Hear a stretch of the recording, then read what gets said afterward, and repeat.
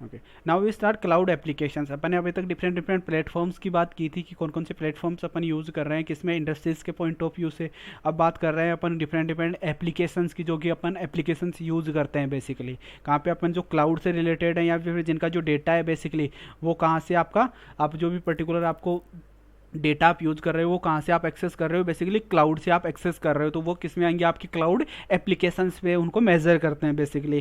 तो अपन जो cloud applications की यहाँ पे बात करते हैं, वो सबसे पहले जो क्लाउड एप्लीकेशंस की बात करेंगे वो किस में आती है, आपकी बायो इन्फॉर्मेटिक्स का आपका टॉपिक आता है बेसिकली। वो किसका है आपके पास में, एक साइंस का टॉपिक है, बायो इन्फॉर्मेटिक्स का है, बट उसमें भी किसका यूज है, आपके क्लाउड का यूज है बेसिकली। तो अपन उसमें जो बात करेंगे वो किसकी होगी, आपके वो प्रोटीन की बात होगी, जो प्रोटीन का स्ट्रक्चर है बेसिकली, और उसका जो प्रिडिक्शंस है बेसिकली कि जो प्रोटीन का स्ट्रक्चर है वो कैसे आप पर्टिकुलर जो स्ट्रक्चर है उसकी स्टडी करके पर्टिकुलर किसी भी जो भी आपके साइंटिस्ट हैं या फिर आपके जो भी बायोलॉजिकल जो भी रिसर्च पे वर्क करते हैं आपके पर्टिकुलर, तो वो क्या करते हैं बेसिकली अपने पास में कि जो भी इंफॉर्मेशन एक सबसे पहले कलेक्ट करते हैं। अपन क्या बात करते हैं सबसे पहले कि डेटा का क्या होता है कि रो डेटा का कलेक्शन होता है सबसे पहले। अब वो डेटा का कलेक्शन करने के बाद में उसको क्या करते हैं बेसिकली एनालिसिस करते हैं, एनालिसिस करने के बाद में क्या करते हैं कि एक प्रिडिक्शन करते हैं। जैसे अपन वेदर कंडीशंस की बात करते हैं तो वेदर कंडीशन में जो प्रिडिक्शंस होती हैं बेसिकली उसमें भी किसका यूज है, क्लाउड का यूज है, क्योंकि उनका जो डेटा होता है बेसिकली जो पास्ट के जो भी वर्किंग्स होती हैं उनको जब अपन स्टडी करके पर्टिकुलर एक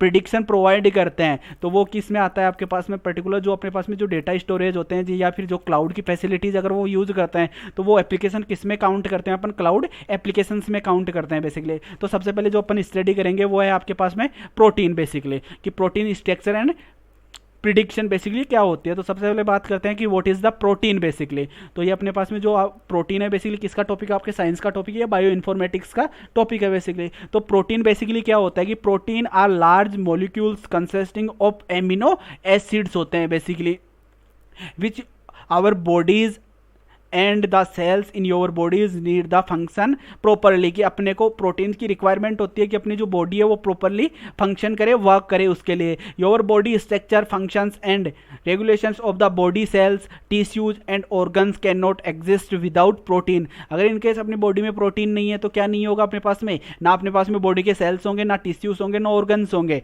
तो वो उनके बिना प्रोटीन के बिना एग्जिस्ट ही नहीं करते हैं बेसिकली। तो आपका जो प्रोटीन है वो क्या है का इंपॉर्टेंट पार्ट है किसी भी बॉडी स्ट्रक्चर के लिए, किसी भी ह्यूमन बॉडी के लिए, या फिर आप किसी भी बॉडी की अगर बात करते हैं तो प्रोटीन क्या है बेसिकली एक इंपॉर्टेंट पार्ट है। अब बात अपनी जो मसल्स होती हैं, स्किन्स होती है, बोन्स होती हैं, ये सब इनमें क्या कंटेंट होता है, एक सिग्निफिकेंट अमाउंट में क्या होता है, एक प्रोटीन का पार्ट होता है बेसिकली। अब बात करते हैं कि जो अपने पास में जो प्रोटीन का अमाउंट होता है बेसिकली अपनी बॉडी में, जो बॉडी वेट का 20% बेसिकली क्या होता है, वो प्रोटीन होता है अपनी बॉडी में। अब बात करते हैं कि अपने प्रोटीन की रिक्वायरमेंट क्यों होती है बेसिकली क्या है कि अपने जो पास में your hair nails and the outer layer of the skin are made of the protein keratin. Basically ये किसकी बनी हुई होती है आपके पास में, ये किससे बनती है आपकी, ये कैरेटीन से बनती है आपकी। किसकी कैरेटीन से बनती है, प्रोटीन कैरेटीन से आपकी क्रिएट होती है। क्या है आपकी, आपके हेयर्स, आपके नेल्स और आपकी जो बॉडी के पास में जो आपकी बॉडी की आउटर लेयर आपकी स्किन है, आपकी आउटर लेयर की जो स्किन आपकी वो किससे बनती है, प्रोटीन केट्रीथीन से बनती है बेसिकली। और जो आपका प्रोटीन केथ्रीरीन है वो कैसे रेजिस्टेंट है किसका, आपको उसको आप क्या नहीं कर सकते, उसको डाइजेस्ट नहीं कर सकती बॉडी बेसिकली। तो अगर इनकेस अगर आप क्या करते हो, कोई अगर अपने नाखून चबाता है बेसिकली तो वो क्या नहीं होते हैं बॉडी में, डाइजेस्ट नहीं होते हैं बेसिकली।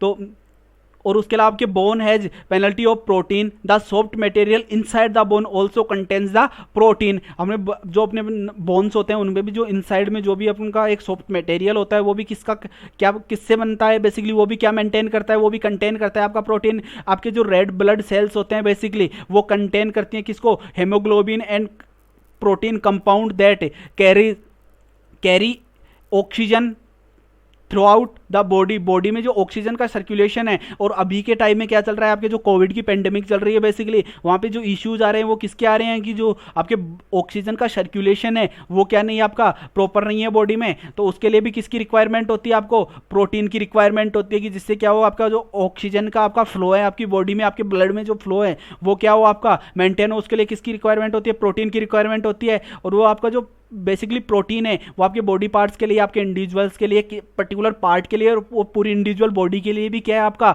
एक इंपॉर्टेंट पार्ट है, कौन? आपका प्रोटीन। अब बात करते हैं कि जो प्रोटीन की बेसिकली 4 टाइप ऑफ स्ट्रक्चर्स होती हैं बेसिकली। फर्स्ट क्या होती है आपकी, ये आपकी कौन सी एक प्राइमरी स्ट्रक्चर है। प्राइमरी स्ट्रक्चर में बेसिकली क्या होते हैं, इसमें प्राइमरी स्ट्रक्चर में आपके पास में जो पर्टिकुलर आपके पास में एक चेन होती है, आपके पास में जो भी आपकी प्रोटीन है, आपकी प्रोटीन की क्या होती है बेसिकली इसमें प्राइमरी स्ट्रक्चर में एक प्रोटीन की चेन होती है आपके पास में।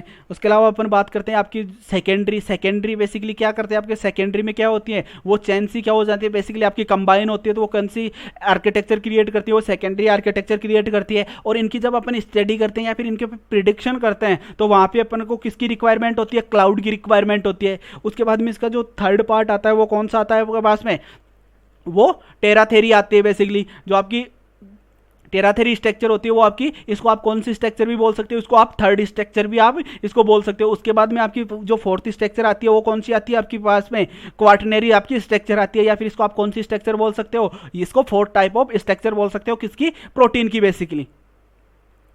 अब जो आपका इंपॉर्टेंट पार्ट है जहां से आपका क्लाउड का आपके पास में वर्किंग स्टार्ट होती है बेसिकली, वो क्या है आपका प्रिडिक्शन का। अब जब भी अपन पर्टिकुलर कोई भी रिसर्च करते हैं, वर्क करते हैं, अब अपन यहाँ पे रिसर्च वर्क किस पे कर रहे हैं, बायो इन्फॉर्मेटिक्स का एक टॉपिक लिया उस पर कर रहे हैं बेसिकली, वो क्या है आपका प्रोटीन है। और प्रोटीन क्या है, एक इंपॉर्टेंट पार्ट है किसी भी बॉडी के लिए, या बॉडी के जो भी पार्ट्स हैं उनके लिए, बोन्स के लिए या फिर स्किन के लिए या फिर हेयर के लिए या फिर नेल्स के लिए, हर बॉडी पार्ट्स के लिए आपका प्रोटीन इंपॉर्टेंट है। और आपका जो टोटल वेट होता है उसका 20% क्या होता है बेसिकली बॉडी में, वो आपका प्रोटीन होता है। और उसके अलावा आपके पास में जो आपके पास में ब्लड फ्लो है उसमें भी किसकी इंपॉर्टेंस होती है, उसको लिए भी आपको जो आपका ब्लड फ्लो है उसके लिए भी आपको प्रोटीन की रिक्वायरमेंट होती है।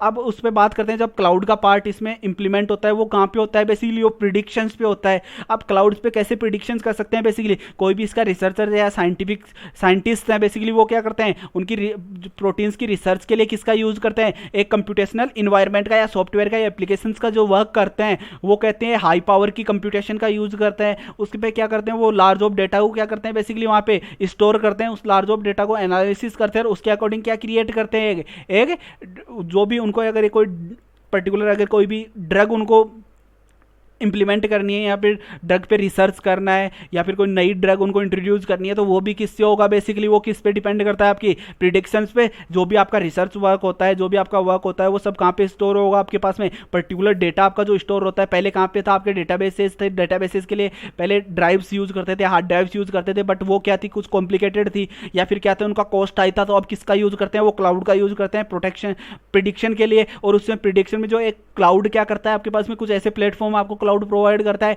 जिनकी कंप्यूटेशन पावर क्या होती है, हाई होती है। तो उसमें क्या हो जाता है, आपका प्रिडिक्शन आपका इजी हो जाता है। तो एप्लीकेशन और software that requires high computing capabilities and they are having large data sets में cause high input output operations. क्या होते हैं ये, जो आपके हाई इनपुट आउटपुट ऑपरेशंस है उनको क्या करता है बेसिकली, ये मेंटेन करने के लिए किसकी रिक्वायरमेंट होती है बेसिकली, ये आपकी क्लाउड सर्विसेज के प्रिडिक्शन के लिए यूज करते हैं। अब due to these requirements they are overusing the super computing and cluster computing infrastructure। अब सुपर कंप्यूटिंग, अब इसके लिए किसकी रिक्वायरमेंट होगी, क्लस्टर कंप्यूटिंग की रिक्वायरमेंट होगी, इनके इंफ्रास्ट्रक्चर की रिक्वायरमेंट होगी, सुपर कंप्यूटिंग की रिक्वायरमेंट होगी। अगर पर्टिकुलर साइट्स पे अगर ये करेंगे तो उनके लैब बाय लैब किसकी रिक्वायरमेंट होगी, सर्वर्स इंस्टेब्लिश करने होंगे उनको, तो ये वो किसका यूज करते हैं इसके लिए, वो क्लाउड का यूज करते हैं। तो protein structure prediction is a computationally intensive task fundamental for different types of research in the life science। Basically जो भी अपन प्रोटीन से रिलेटेड जो भी रिसर्च होते हैं उनके लिए किसकी रिक्वायरमेंट होती है, कंप्यूटेशनल जो भी टास्क अपन परफॉर्म करते हैं उसके लिए एक फंडामेंटल की रिक्वायरमेंट होती है। वो कौन प्रोवाइड करता है, उसकी प्रिडिक्शन के लिए अपने को कौन प्रोवाइड करेगा, यहाँ पे क्लाउड प्रोवाइड करेगा। The prediction of the protein structure will help the medical scientist to develop new drugs. Basically आपके पास में जो प्रिडिक्शन होगी, आपकी जो स्ट्रक्चर प्रोटीन स्ट्रक्चर की प्रिडिक्शन होगी, वो क्या करता है, न्यू ड्रग्स को डेवलप करने में भी आपको हेल्प करता है। This task requires the investigation of protein structure eight so many number of states and also it is the creating a large number of computing calculations for all these states. Particular जो भी number of states होंगे, इसमें number of faces होंगे आपके particular protein के prediction को find out करने की, कैसे आप डाटा कलेक्शन करेंगे, उसको कैसे एनालिसिस करेंगे, डेटा को कैसा प्रिडिक्ट करेंगे, उसके लिए आपके क्या होते हैं डिफरेंट स्टेट्स अपन यूज करते हैं। The computational power required for this prediction